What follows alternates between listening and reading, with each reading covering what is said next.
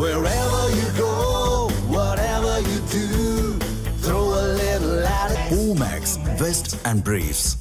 மதுரை மீனாட்சி சுந்தரேஸ்வரர் திருக்கல்யாணம் வெகு விமரிசையாக நடைபெறவுள்ள நிலையில் திரளான பக்தர்கள் திருக்கல்யாண வைபவத்தில் கலந்து கொண்டுள்ளனர்.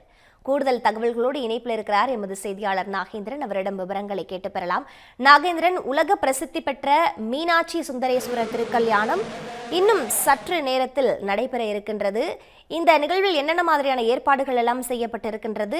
எத்தனை பக்தர்களுக்கு அங்கு அனுமதி என்பது வழங்கப்பட்டிருக்கிறது? கள சூழல் என்ன, விவரிங்க.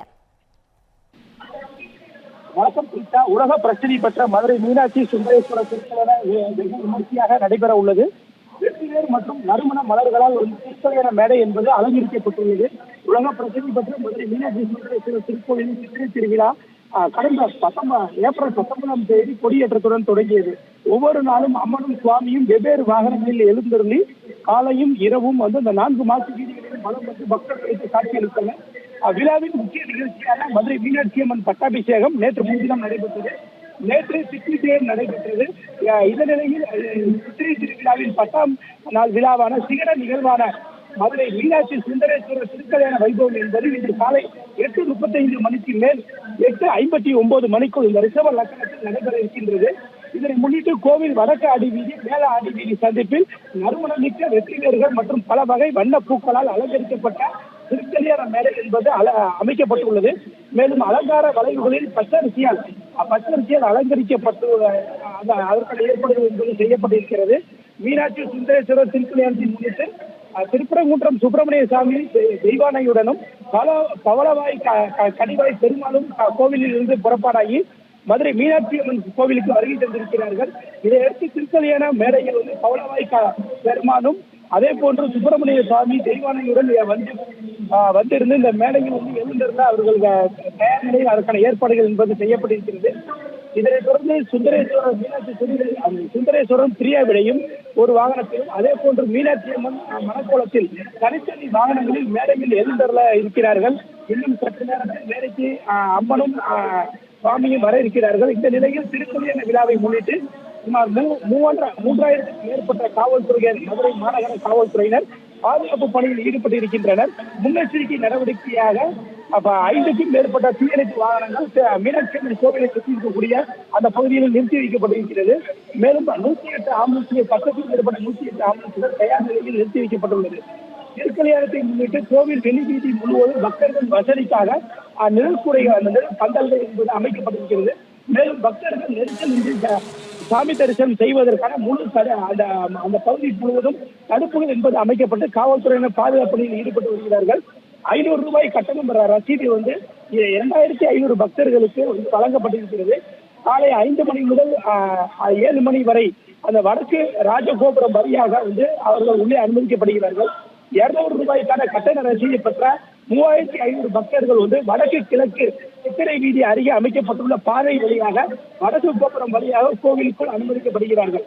கட்டணம் இல்லாமல் தரிசிக்க வரும் 3000 பக்தர்கள் முஸ்லிம் வருவோருக்கு முன்னுரிமை என்ற அடிப்படையில் தெற்கு கோபுரம் வழியாக அனுமதிக்கப்பட உள்ளார்கள். அனுமதிக்கப்பட்டு தற்போது இந்த வடக்காதி வீதி மற்றும் மேலாடி வீதி அந்த பகுதியில் முழுவதும் வந்து இந்த விழாக்குளம் என்பது பூண்டிருக்கிறது. சுமார் 10,000க்கும் மேற்பட்ட அந்த பக்தர்கள் வந்து நேரடியாக பார்ப்பதற்கான ஏற்பாடுகள் என்பது செய்யப்பட்டிருக்கிறது. மேலும் முக்கிய பிரமுகர் உள்ளிட்ட சுமார் 10,000க்கும் மேற்பட்டோர் இந்த திருக்கல்யாணத்தை நேரடியாக பார்ப்பதற்கான ஏற்பாடுகள் என்பது செய்யப்பட்டுள்ள நிலையில் கோவில் வளாகத்தை சுற்றிலும் பல்லாயிரக்கணக்கான பக்தர்கள் வருகை தருவார்கள் என்பதால் 20க்கும் மேற்பட்ட அகன்ற எல்இடி திரைகள் என்பது அமைக்கப்பட்டிருக்கிறது. அதே போன்று கோவில் உள்ளேயும் அகன்ற எல்இடி திரைகள் அமைக்கப்பட்டிருக்கிறது.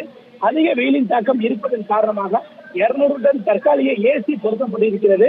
திருக்கல்யாண மேடை முழுவதும் 2 டன் அளவிலான பல்வேறு நறுமண அந்த பூக்களை வைத்து அந்த அலங்காரம் என்பது செய்யப்பட்டிருக்கிறது. கடும் வெயிலின் இருப்பதன் காரணமாக 4 சித்திரை வீதிகள் முழுவதும் அந்த நிழலுக்காக தற்காலிக அந்த பந்தல்கள் என்பது அமைக்கப்பட்டிருக்கிறது.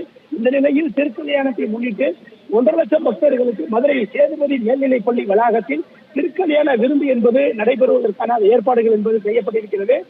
சாப்பிட்ட கையோடு பக்தர்கள் திருக்கல்யாண சார்பில் அமைக்கப்பட்டுள்ள மொய்ப்பந்தலில் திருக்கல்யாண மொய் எழுதி பிரசாதம் பெற்றுக்கொள்ளவும் அதற்கான ஏற்பாடுகளை கோவில் நிர்வாகம் செய்துள்ளது. மேலும் இந்த ஆண்டு ஆன்லைன் மூலமாகவும் இந்த மொய்களை பெறுவதற்கான ஏற்பாடுகளும் கோவில் நிர்வாகம் சார்பில் செய்யப்பட்டுள்ள நிலையில் மீனாட்சி திருக்கல்யாண வைபவத்தை மதுரை மாநகரமே விழாக்கோலம் பூண்டிருக்கிறது.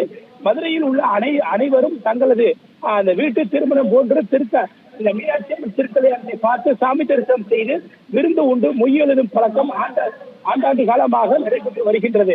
மீனாட்சி அம்மன் சுந்தரேஸ்வரர் திருக்கல்யாண வைபவம் நடைபெறும் போது கோவில் வளாகத்திலும் அதே போன்று இதை தொலைக்காட்சி வாயிலாகவும் எல்இடி வாயிலாகவும் பார்க்கக்கூடிய பொதுமக்களும் பெண்களும் சுமங்கலிகளும் தங்களது அந்த திருமாங்கல்யத்தை மாற்றுவதற்கான அவர்களும் தயார் நிலையில் அந்த மஞ்சள் கயிறுகள் மற்றும் திருமாங்கல்யத்தை கோர்க்கும் பணிகளில் ஈடுபட்டு வருகின்றனர்.